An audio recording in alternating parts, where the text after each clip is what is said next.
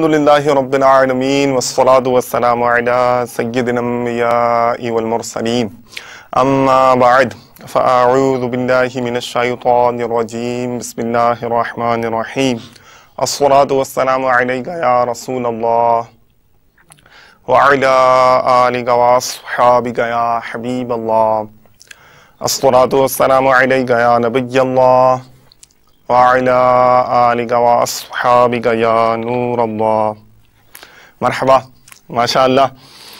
अल्लाह तबारक व तआला का एहसान है, करोड़ा करोड़ शुक्र कि हमें इस सिलसिले में अमीर अहले सुन्नत की सोबत बाबरकत के खूब फ़यूज़ उठाने को मिलेंगे। आपकी भी मुसर्रत क़यास कर सकता हूँ मैं कि इंशाअल्लाह ताला अज़्ज़ व जल दीदनी होगी और अच्छी अच्छी नीयतें कर लीजिए। अभी जब मैं रिकॉर्डिंग के लिए बैठा तो अल्हम्दुलिल्लाह शेख तरीक़त अमीर अहले सुन्नत ने फ़ौरन ही तवज्जो दिलाई कि अगर नीयतें नहीं की हैं तो अच्छी अच्छी नीयतें कर लीजिए, और एकदम गोया के जहन में एक बल्ब रोशन हो गया। तो जैसा मेरे जहन में बल्ब रोशन हुआ है तो मैं चाहूँगा कि आपके जहन में भी बल्ब रोशन हो जाए। अच्छी अच्छी नीयतें जमा कर लीजिए कि इंशाअल्लाह ताला अज़्ज़ व जल बुज़ुर्गान दीन जो होते हैं, असलाफ़ किराम के भी हमने वाक़यात देखे हैं कि वो अपने बुज़ुर्गों के वाक़यात जानने के बहुत शायक रहते थे, शौक़ रखते थे, और फिर वो वाक़यात से जो मदनी फूल उनको मिलते थे वो उनको अमल पर और नेकियों पर उभारते थे और वो अमल भी किया करते थे। अल्हम्दुलिल्लाह बड़ी सआदत है कि यहाँ आपके साथ मैं तो यही कहूँगा कि बैठने बात करने का शरफ़ मिल रहा है। तो अगर आप इजाज़त दें तो कुछ सवालात का सिलसिला शुरू करें। जैसे इस सिलसिले में आपकी खिदमत में सवाल अर्ज़ किए जाते हैं और आप माशाल्लाह हिकमत भरे और मदनी फूलों से माला माल लबरेज़ जवाबात अता फरमाते हैं, और हम महसूस करते हैं कि इंशाअल्लाह ताला बहुत ज़्यादा दरीचे खुलते हैं, जहन के दरवाजे वो खुल जाते हैं और उन समतों में तवज्जो जाती है कि जिस तरह हमारी पहले तवज्जो नहीं होती।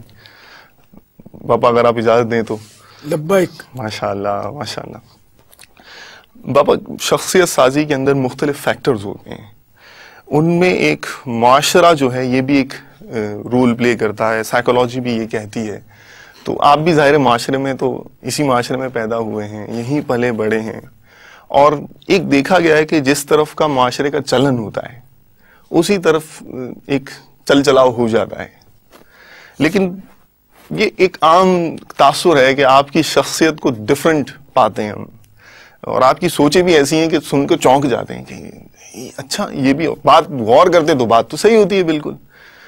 तो ये तजस्सुस पैदा होता है कि आपने ये रास्ता क्यों नहीं इख्तियार किया जिस तरफ सब चले जा रहे हैं। तो आपके एक तो ये कि गाइडेंस का सोर्स, आपको ये जो रहनुमाई की आप जिस मदनी सोच पर जा रहे हैं ये कहाँ से मिली, इसका एक तो सोर्स क्या है, और दूसरा फिर ये जो माशरे का प्रेशर है ये आपने क्यों नहीं लिया। इस पर अगर आप हमें को मदनी फूल अता फरमाएं।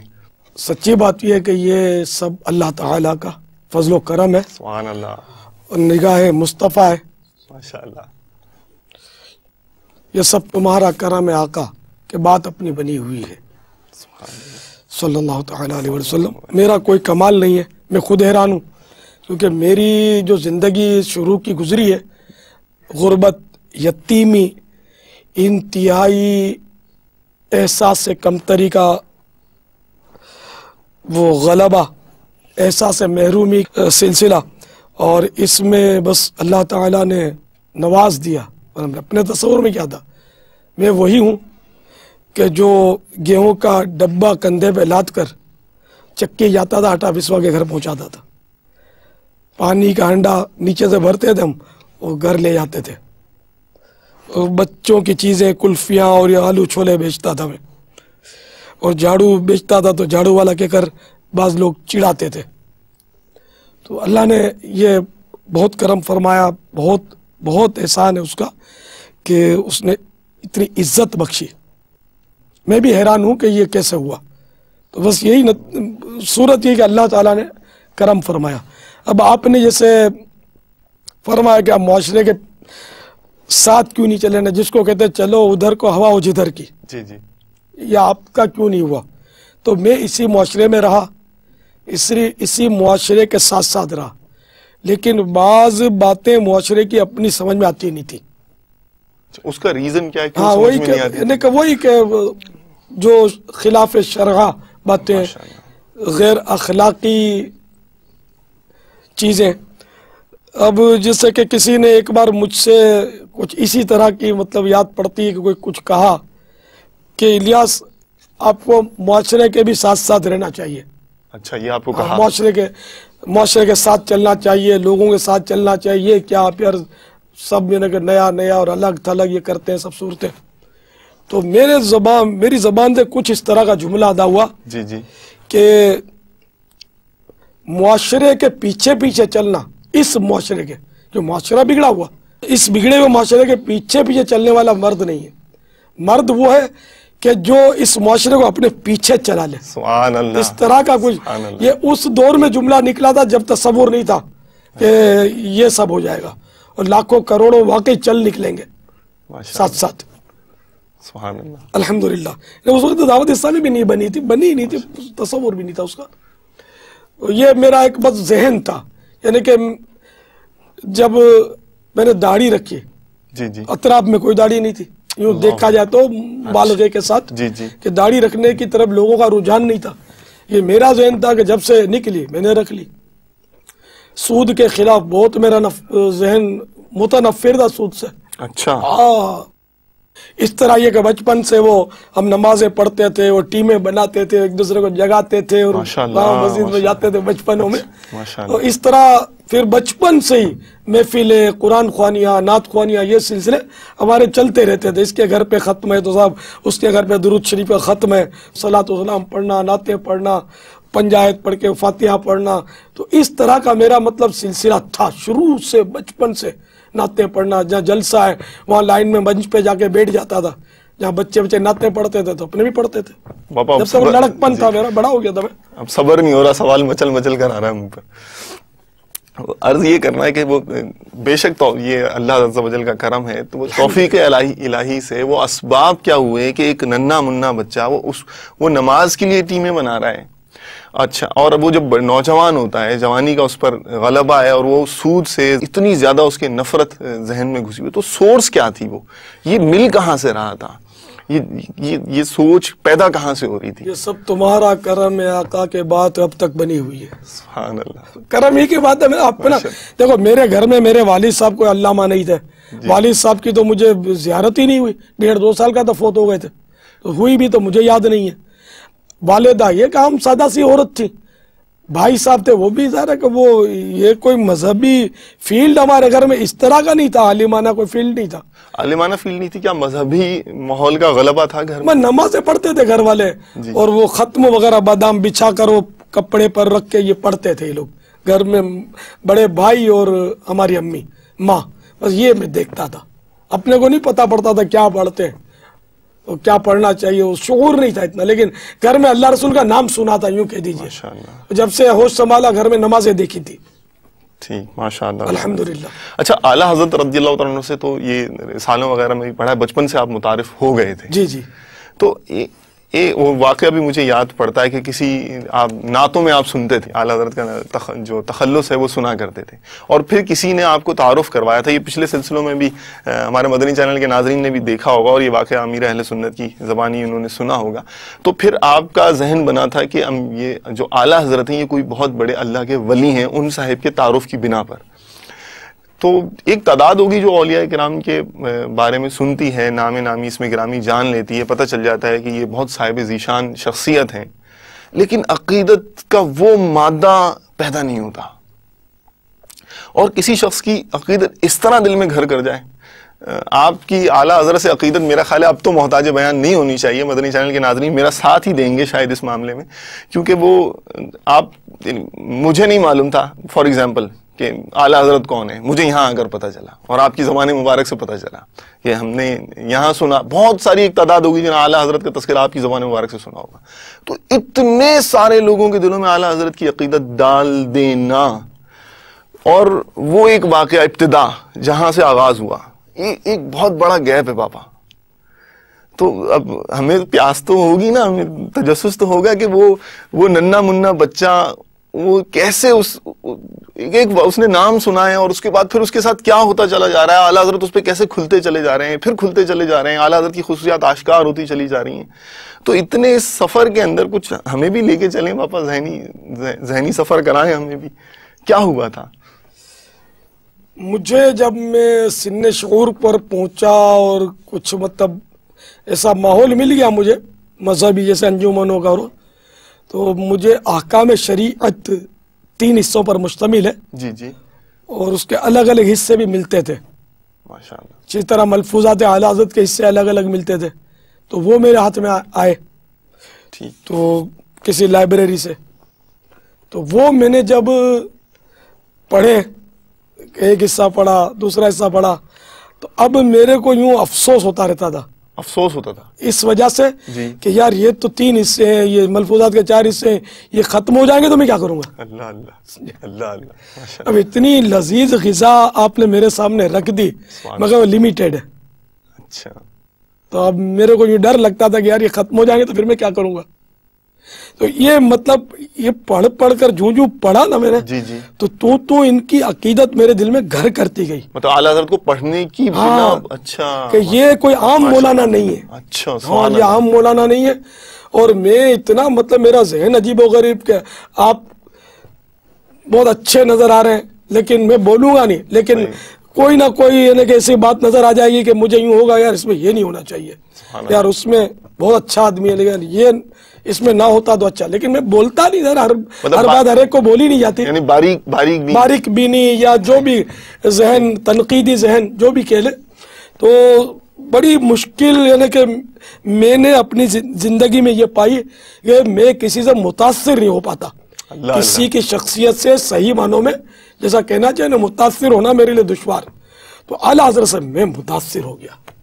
مطلب دل ارے ساؤ مطلب سبحان اللہ فدا ہو گیا یار اپنے ہاتھ میں دامن آیا ہے. اور بس میں صحیح کہتا ہوں آپ کو، اگر میں قسم کھا لوں تو شاید غلط نہیں ہے کہ اگر اعلیٰ حضرت کا دامن میرے ہاتھ میں نہ آتا نا تو شاید میں گمراہ ہو جاتا. اللہ اکبر. میں مطلب یعنی کہ کوئی ایسی جیسے کسی مذہبی شخص کے حوالے سے کوئی ایسا صدمہ پہنچتا ہو، اس کی کوئی ایسی بات سنتا غیر واجبی، تو بس میں یہی ذہن بناتا ہے میں تو اعلیٰ حضرت والا ہوں. اللہ اللہ. اعلیٰ حضرت تو صحیح ہے نا، اعلیٰ حضرت تو اچھے ہیں نا.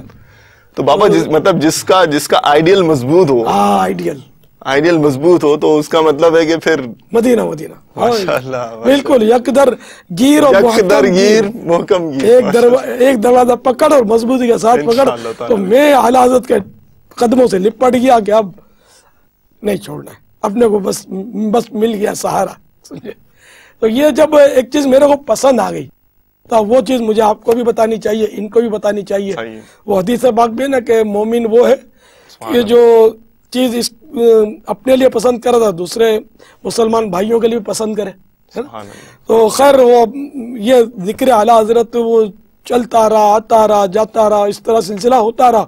اور آج الحمدللہ دعوت اسلامی میرے پیچھے نہیں ہے، حقیقت میں آپ دیکھو نا تو اعلیٰ حضرت کے پیچھے پیچھے چل رہی ہے. سبحان اللہ. کاش اعلیٰ حضرت کی نالین مبارک میرے سر پر ہوتی اور میں ان کے پیچھے پیچھے ہوتا. اللہ اللہ. کاش اعلیٰ حضرت کا صدقہ مجھے مل جائے اور یہ مجھ سے خوش ہو جائیں. اللہ کے ولی تھے، عاشق رسول تھے، یقین مانے ان کا بہت بڑا احسان ہے. تو بعد میں پتا چلا نا کہ فتح و رضویہ بھی ہے. اب فتح و رضویہ بہت ٹف تھے. یہ تو ہاں بڑے بڑے مولانا نہیں سمجھ سکتے اس کو، یعنی بڑے بڑے سے مراد مبالغہ، ہر مولانا نہیں سمجھ. اس سے پڑھے انہوں نے تو یہ تاثرات لکھے اور رو پڑے تھے وہ کہ میں نے اعلیٰ حضرت کے یہ فتح و رضویہ تو پڑھے اس سے، لیکن یہ پڑھنے کے بعد مجھے یوں لگا کہ کئی علوم مجھے سیکھنے پڑیں گے تاکہ میں فتح و رضویہ کو سمجھ سکوں. یہ مفتی نے مجھے بتایا. اللہ اکبر اللہ اکبر. ماشاءاللہ ماشاءاللہ. یہ اعلیٰ حضرت کی گہرائی اتنی ہے. تو اب جن دنوں فتح و رضویہ کی تخریج اور تسہیل یعنی آسان کا سلسلہ نہیں ہوا تھا، تو ان دنوں وہ فتح و رضویہ تو میں نے حاصل کیے تھے، تھوڑا بہت دیکھتا تھا، لیکن واقعی پڑھنا بہت دشوار تھا. اچھا حاصل کر لیے تھے. وہ تو فتح و رضویہ شریف سے تعارف کیسے؟ میرا ذہن تو یہ تھا کہ اعلیٰ حضرت کی جو بھی کتاب ہو نا وہ لے لینی ہے، تبرکن رکھ لینی ہے، پلے پڑھے نہیں پڑھے رکھ اس کو برکت کے لیے. ماشاءاللہ ماشاءاللہ. تو الحمدللہ تو اعلیٰ حضرت کے فتح و رضویہ شریف تو مگر پڑھنا آسان نہیں تھا، سمجھنا آسان نہیں تھا، نہ یہ سارے حصے ملتے تھے. اچھا ہاں وہ زیادہ تر ہند میں چھپتے تھے، اور پھر وہ 10 تک یہاں بھی چھپ گئے تھے کچھ، پھر 11واں چھپا، تو پھر 12ویں کی کسی نے فوٹو کاپی مجھے لا کر دی الحمدللہ اندر لیکن آپ کے فتح و رضوی شریف کے حصول کی، مگر وہ سچکا نہیں پڑتا تھا، عربی فارسی بھری رہتی تھی، اور سے ٹف مطلب انداز تھا۔ پھر یہ اللہ تعالی مفتی اعظم پاکستان حضرت علامہ مولانا مفتی عبد القیوم ہزاروی علیہ رحمت اللہ القوی پر کروڑوں رحمت نازل فرمائے۔ ان کا سب پر احسان ہو یا نہ ہو، میرے جیسے کم علم پر تو واقعی بہت بڑا احسان ہے اللہ اللہ کہ یہ 12 حصے جو تھے اس کی تخریج اور اس کی ترجمے عربی فارسی کے کر کے، کہیں کہیں تصحیل کر کے، انہوں نے اپنی سرپرستی میں سب کام کیا، اور 30 جلدوں میں فتح و رضوی ہم کو فراہم کر دیا۔ ماشاءاللہ۔ تو اب میرے جیسے کیا وہ چھوٹے چھوٹے آدمیوں کو بھی اب تھوڑا پڑھنا آسان ہو گیا ہے، فتح و رضویہ کو سمجھنا، ماشاءاللہ الحمدللہ۔ ماشاءاللہ۔ اچھا باپا ایک اور محبت بڑھی، جو پڑھتے گئے فتح رضویہ تو محبت بڑھتی جاتی ہے کہ ایک ایک مسئلے میں ان کی تحقیق، اللہ تحقیق انیق، بہت گہری تحقیق، اللہ اللہ۔ تو یوں مطلب اعلیٰ حضرت سے متاثر ہوتے چلے ہاں گئے، تو دن بدن مطلب یوں سمجھو کہ متاثر ہونا بڑھتا جا رہا ہے، بڑھتا جا رہا ہے۔ ہاں ابھی اعلیٰ حضرت کو میں سمجھ نہیں پایا پورا اللہ چیز کیا اکبر، تھا، اللہ اکبر۔ ایسا لگتا ہے کہ صدیوں میں کسی معنی ایسا نہ جنا ہو، ایسا لگتا ہے۔ یہ میرے ذہن میں سوال بھی آ رہا تھا کہ فار ایگزامپل کوئی مسٹر ایکس وائی زیڈ ہیں، ان کے ذہن میں سوال آیا کہ بعض اوقات بعض ڈیسیشنز ایسے ہوتے ہیں جو وقت گزرنے کے ساتھ ساتھ بندے کو ان پر افسوس ہوتا ہے یا وہ نظر ثانی پر مجبور ہو جاتا ہے۔ اعلیٰ حضرت کے معاملے میں آپ نے ابھی تک کہہ دیا کہ میں سمجھا نہیں ہوں، اور مطلب بڑھتا جا رہا ہوں، ہم نے ٹھوکر نہیں کھائی کہ پڑے ہیں در پر، ہم نے دنیا ایسی در کے لیے ٹھکرائی ہے، سبحان اللہ، کسی کا شعر ہے۔ سبحان اللہ۔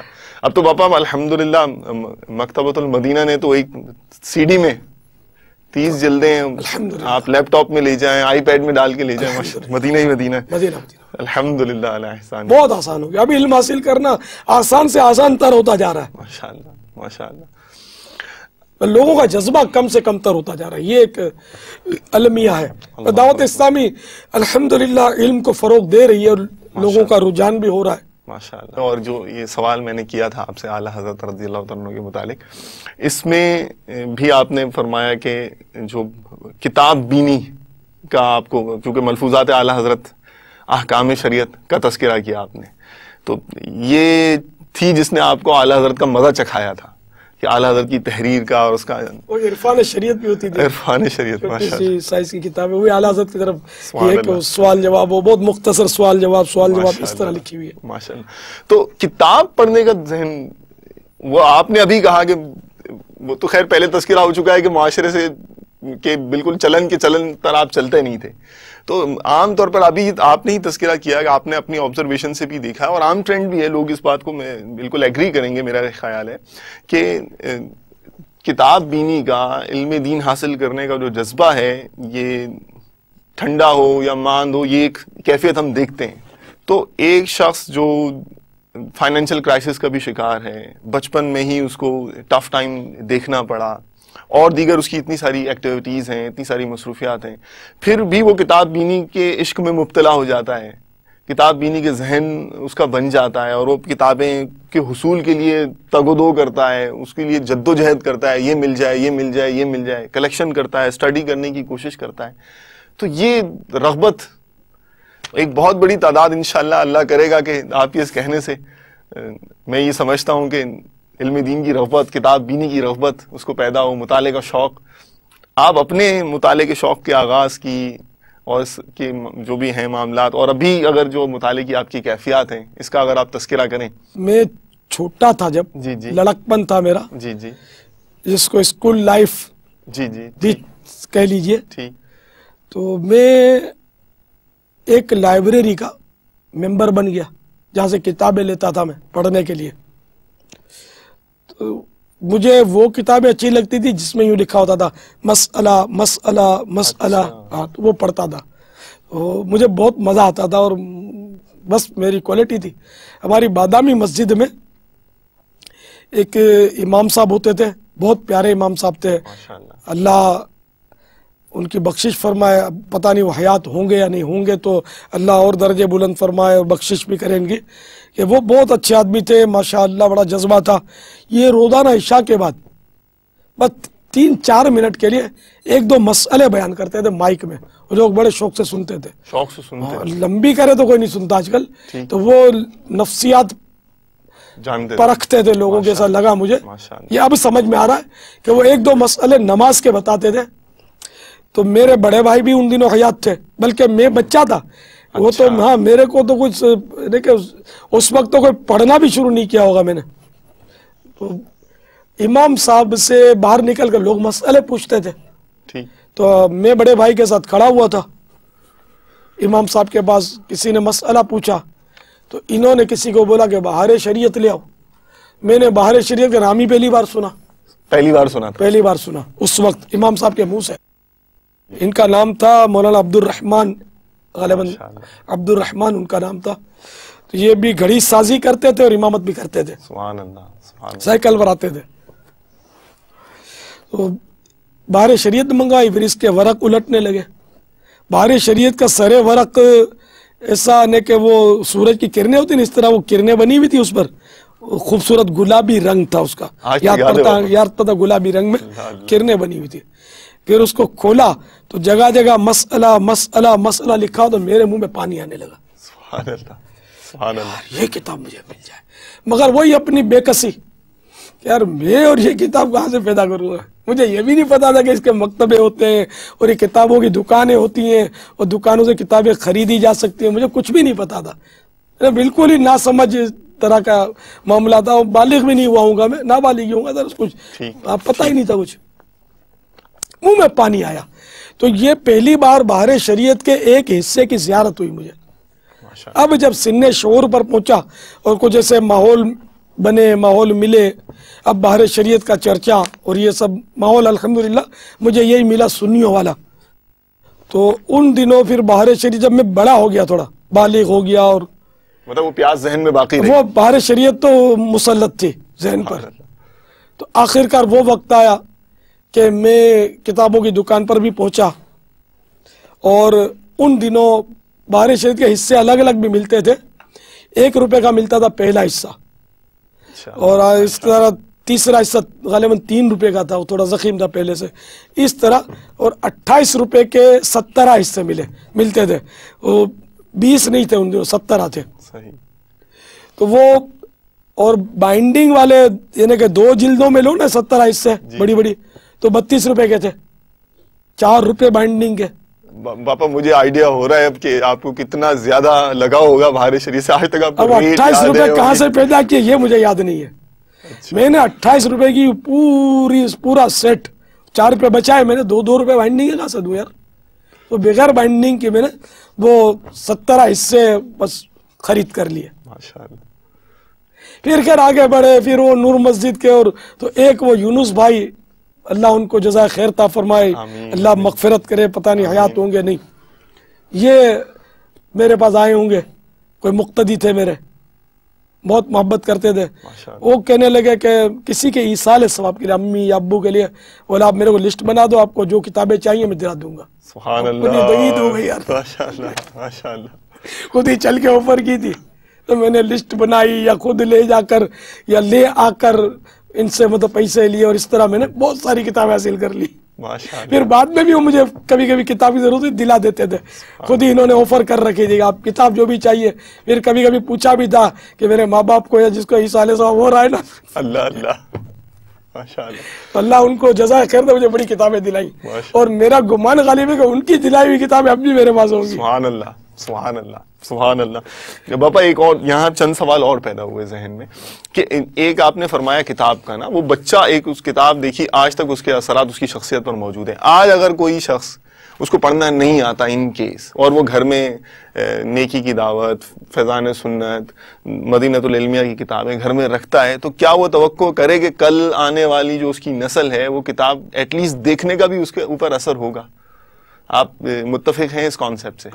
میرے والد مرحوم کی کتابیں اکا دکا فراہم ہوئی ہیں مجھے, ماشاءاللہ. وہ اب تو اپنے سے پڑھی بھی نہ جائیں, ایسا گل گئی ہیں اور پرانی اردو کا انداز, لیکن یہ کہ ذہن تو بنتا نا. میرے والد صاحب کو بھی شوق تھا کتابیں پڑھنے کا, دینی کتابوں کا, اس میں نام میرے والد صاحب کے لکھے ہوئے دیکھے ان کی ہینڈ رائٹنگ سے, تو بطور نشانی اب رکھی بھی میرے پاس. امام کی بھی یعنی کہ ایک کنٹریبیوشن نظر آ رہا ہے نا آپ کا اس علمی شوق میں جس میں آپ نے تذکرہ کیا مولانا صاحب کا. تو آج کے امام کے لیے کچھ آپ کہنا چاہیں گے کہ کل کی بھی تو نئی نسل آنی ہے، اور آج ایک امام ایک علاقے کا سمجھیں ایک معظم دینی ہے اور اتنے لوگ اس کے طرف رجوع کرتے ہیں، تو اس حوالے سے کوئی مدنی پھول آپ اس کو دینا چاہیں جو آپ کے ساتھ بیتی اس روشنی میں؟ امام اپنے علاقے کا بے تاج بادشاہ ہوتا ہے. میں یہ کہا کرتا ہوں بے تاج بادشاہ ہوتا ہے. اگر اس کا کردار اچھا ہے نا جی تو قوم اس کے پیچھے ہے، اور اگر یہ کردار درست نہیں ہے تو قوم اسی کو کان پکڑ کے نکالتی ہے. یہ معاشرے میں سب سامنے اپنے. تو میں نے عرض کیا نا، میں بہت احتیاط سے امامت پہ چلتا تھا، انتظامیہ سے کبھی بگاڑتا نہیں تھا اور نہ مقتدیوں سے بگاڑتا تھا. میں ویسے ہی میرے مزاج میں وہ جس کو بولتے پھڈے بازی اور اس طرح کا ذہن اپنا الحمدللہ اس طرح کا تھا نہیں. وہ شروع سے ہی وہ نیکی کی طرف رجحان، نیکی کی دعوت دینے کی طرف رجحان، مسائل بتانے کی طرف رجحان، مسائل سیکھنے کی طرف رجحان، مسائل بتانے کا رجحان بحیثیت شروع وہ بس وہ تھا، سب چل رہا تھا ساتھ ساتھ. تو وہ شوق جو تھا نا، اور انجمنیں بنانا تو بیان کرنا، انفرادی کوشش کہ اجتماع کی دعوت دی. اب اجتماع کرتے تھے تو بھئی آؤ آپ آؤ. وہ شروع سے نور مسجد کے علاوہ بھی ہم کسی کے مطلب ایک عیسائی بھائی تھے، ان کے کوئی جگہ تھی، اس میں بھی اجتماع کرتے تھے اور مطلب نعت خوانیاں کرتے تھے، اور وہ اندھیرا ہوتا تھا اور نعت ہوتی تھی، وہ قوم روتی تھی دھوتی تھی. اور ہمارا یہ سلسلہ سب بہت بہت پرانا ہے الحمدللہ.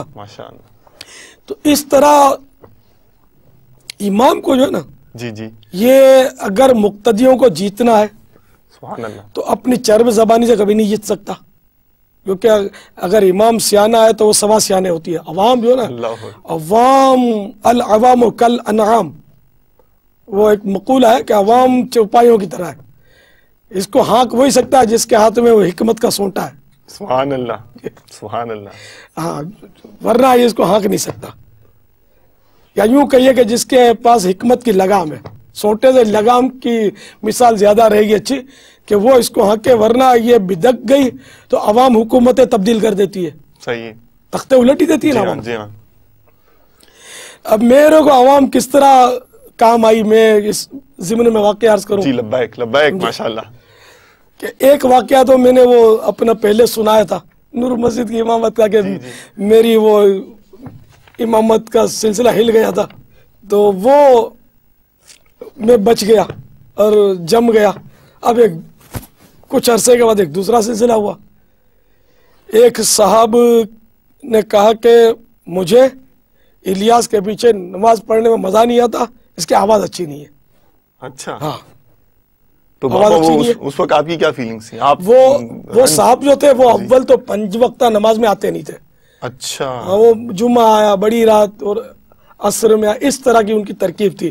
اور ایک ان کی گیدرنگ ہوتی تھی جو ان کی خدمت میں حاضری دیتی تھی، دست بوسی کرتی تھی، ایک معزز شخصیت تھی وہ. اب انہوں نے فرما دیا کہ اب یعنی کہ میرے کو اس میں اس کے پیچھے مزہ نہیں آتا. صحیح. اب وہ کمیٹی پھر پریشان کہ وہ کمیٹی کے بھی سمجھو کمیٹی کو ہلا دے ایسے تھے. وہ شخصیت خود کچھ نہیں بولتے تھے، زبان سے انہوں نے کبھی مجھے کچھ نہیں فرمایا، لیکن وہ بات آئی کہ بھئی یہ تم سے ناراض ہو گئے. اب وہ کمیٹی کے بعد اور کوئی میرا فالٹ بھی نہیں تھا. اچھا. ہاں، اور کوئی فالٹ نہیں تھا کہ مجھے بولے کہ تم چلے جاؤ. ان کی یہ الحمدللہ کہ کیا بولے الیاس کو، کیسے بولے کہ چلے جاؤ. تو انہوں نے کسی اور معزز شخصیت ایک عالم تھے ان کے پاس یہ گئے کمیٹی والے یا سیکرٹری صاحب. اچھا. اور ان کو کہا کہ آپ الیاس کو سمجھاؤ کہ امامت چھوڑ دے، کہ ہمارے ساتھ یہ مسائل ہیں، ہم بیچارہ اس کا قصور بھی نہیں، ہم بولے کیا اس کو. اس طرح کی کوئی بات ہوئی ہوگی. تو خیر وہ ان عالم صاحب نے مجھے سمجھایا کہ تم چھوڑ دو. میں بڑا مطلب دل برداشت ہو کہ یار مجھے اس وقت یہ پتا نہیں تھا کہ میرا قصور کیا، یہ بھی نہیں پتا تھا. یہ قصور بھی بعد میں شاید میں نے متولی کو بولا ہوگا اور انہوں نے مجھے بتایا کہ ایسی ایسی بات ہے کہ ان کو مزہ نہیں آتا اور ان کو ہم مطلب کیسے ترکیب بنائیں. اب میں نے طے کر لیا کہ میں جا رہا ہوں. میرا فساد کا تو ذہن ہی نہیں تھا نا، ہنگامہ کروں، شور مچاؤں، گناہوں کے دروازے، غیبتوں کے دروازے کھلے. مطلب کوئی قصور نہ ہونے کے باوجود بھی آپ نے طے کر اب لیا تھا بالکل کہ میں ٹھنڈا ہو کر عشاء کی نماز کے بعد اب میری یہ آخری نماز تھی ٹھیک کہ اب میرے کو جانا ہے، اس طرح کا کچھ تھا. میں نور مسجد میں بے اختیار رو رہا تھا کہ مجھے قصور، میرا قصور پتہ نہیں ہے، اور اس وجہ یہ قصور میرا برسوں سے ایک صاحب نماز پڑھ رہے ہیں میرے پیچھے، اور اب ان کو مزہ نہیں آ رہا، اور اس وجہ سے مجھے نکالا جا رہا ہے. مجھے یوں لگ رہا تھا کہ مجھ پر ظلم ہو رہا ہے، کہ میرا اس طرح میری بے عزتی ہوگی، لوگ کیا بولیں گے میرے بارے میں کہ اس کو کیوں نکالا. تو میں بیٹھا رو رہا تھا. ایک میرا مقتدی مسجد میں کسی وجہ سے پانی پینے کے لیے ویسے آیا ہوگا، مجھے دیکھا کہ رو رہا ہے، مجھے کیا ہوا آپ کیوں رو رہے ہیں؟ تو میں نے کہا میں یہاں سے جا رہا ہوں. کیوں جا رہے ہیں آپ؟ میں نے پھر ان کو بتا کہ ایسی بات ہے، تو اب میرے کو جواب مل گیا اور میں یہاں سے بس امامت چھوڑ رہا ہوں میں. تو اس سے بولا کون آپ کو نکالتا ہے دیکھتا ہوں مجھے، ایسے کیسے جاؤ گے آپ؟ اس نے ایک تو ہوتا ہے نا کہ تحریک چلائی جاتی ہے، جی میں نے تحریک چلائی نہیں، بس وہ خود ہی ایسا یعنی وہ ایکٹیو تھا، وہ دیکھ گیا اور بس اس نے خود تحریک چلائی. اچھا، خود تحریک چلائی اور کچھ تحریر بنائی اس نے، اور سارے مقتدیوں سے پڑوسیوں سے اس نے سائنیں لینی شروع کی اللہ اکبر کہ الیاس قادری ہم کو یہاں امامت کے طور پہ چاہیے. اللہ اکبر. یقین مانے کہ میں نے کوئی اس کو برنگے اختہ بھی نہیں کیا، کچھ بھی نہیں، خود ہی وہ کرنے لگا، اور سب نے سائنیں کی، یہاں تک کہ متولی جو مین اور ایکٹیو بھی ہوتا اس سے بھی سائن کروائی، کیونکہ وہ بھی ایسے میری فیور میں تھا، اس کو بھی کوئی مجھ سے کوئی جھگڑا تو تھا نہیں، اس نے بھی سائن کی. اچھا، پھر یہ سب سائنیں لے کر یہ لوگ چلے گئے اسی شخصیت کی خدمت میں کہ آپ فرماتے ہیں مزہ نہیں آتا، اس کو نکالو. اور یہ اتنے سارے محلے والے کہتے ہیں کہ ہم کو امام یہی چاہیے، یوں کر کے اس کو پیش کی. تو انہوں نے فرمایا کہ ٹھیک ہے، اگر یہ امام رہے گا تو میں مسجد میں نہیں آؤں گا. تو وہی ہوا کہ انہوں نے مسجد میں آنا ترک کر دیا، میری امامت بحال رہی. اچھا، ماشاءاللہ الحمدللہ. تو اللہ تعالیٰ ان کو معاف فرمائے، ان کی مغفرت فرمائے. وہ فوت ہو چکے ہیں، برسوں ہو گئے، اور میں نے ان کو معاف کیا.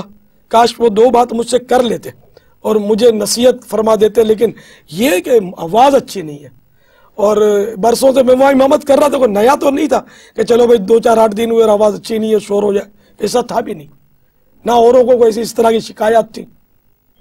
تو مطلب آپ امام کو اپنی مقتدیوں سے مربوط رہنا چاہیے. میں مربوط بھی کیا، مطلب یہ قدرتی نظام ہو گیا.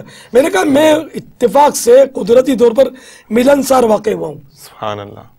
جو نمازی نہیں ہے ان کو بھی میرا الیک سلیک، جو ہر ادھر کے آنا جانا، دکان پہ چلے جانا، نماز کا وقت ہو گیا آئیے مسجد میں، مولانا ادھر آؤ، تعویذ لکھ دو تو بیٹھ کر تعویذ لکھ دینا، مولانا چائے پیو تو ہاں بھائی چائے پیو.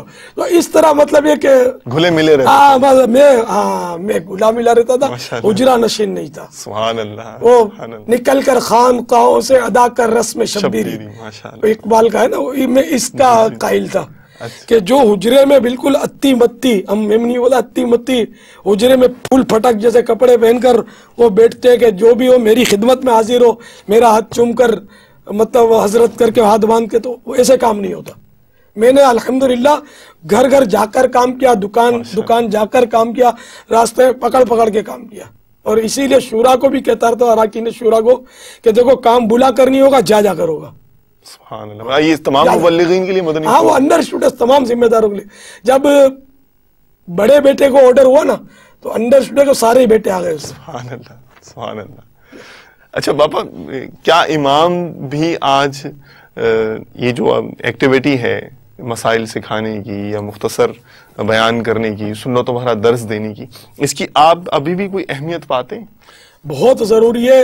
امام 2 گھنٹے کا بیان کرے اور اٹھنے والے کو یہ یاد نہ رہے کہ میں نے سیکھا کیا، تو اس طرح وہ نعرہ تو کوئی لگا دے گا عقیدت میں، لیکن وہ بات نہیں بنے گی.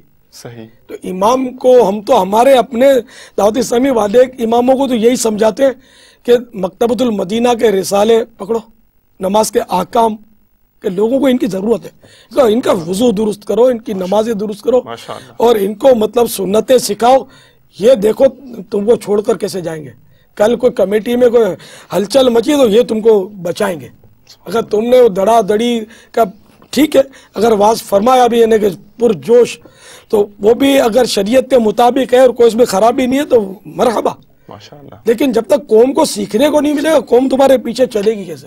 مطلب لرننگ کے اوپر، سیکھنے سکھانے کے اوپر جو ہے بہت زور دینا چاہیے. سنتوں کا بیان ہو، سنتوں بھرا بیان ہو. رسالہ پڑھ کے بھلے آپ کو آپ شعلہ بیان مقرر نہ صحیح، آپ یہ بتائیں. ہمارے جیسے اسلامی بھائی ہیں، جی جی ایک مبلغ ہے، صحیح، ایک عام مبلغ ہے، وہ بیچارہ جب کھڑا ہو جاتا مسجد میں جی جی تو کتنے لوگ اکٹھے ہو جاتے ہیں. ایگزیکٹلی. تو یہ ہے نا کہ وہ بیان کا مواد بھی لوگ دیکھتے ہیں، خالی بیان کا زور شور ہی خالی نہیں دیکھتے، تو مواد بھی دیکھتے کہ بولتا کیا، اپنے کچھ سمجھ میں آیا، کوئی اپنے یہ ایسی بات انہوں نے بتائی کہ ہماری زندگی کو جو تبدیل کرے گی. ماشاءاللہ. تو جو بھی سلجھے ہوئے مقرر ہوتے ہیں نا، ان باتوں کا خیال رکھتے ہیں. سبحان اللہ. اس طرح کی باتیں بھی ساتھ میں بتاتے جو ان کو مطلب انہیں سمجھ میں آئے.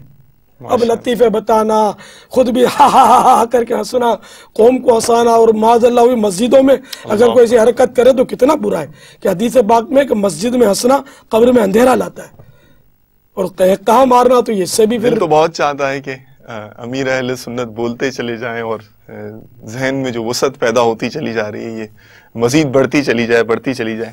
لیکن ظاہر ہے کہ جب کوئی سلسلہ شروع ہوتا ہے تو اسے ختم بھی ہونا ہوتا ہے. لیکن یہ سلسلہ کی موجودہ قسط سمجھیں ختم ہوئی ہے. آنے والے دنوں میں انشاءاللہ تبارک و تعالیٰ آپ ہوں گے، امیر اہل سنت ہوں گے، ان کی باتیں ہوں گی اور ہمارے ذہن ہوں گے.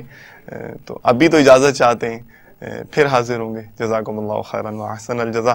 صلو علی الحبیب صلی اللہ تعالی علی محمد وعلی آلہ واصحابہ وبارک وسلم.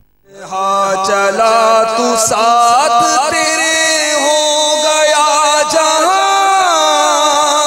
تنہا چلا تو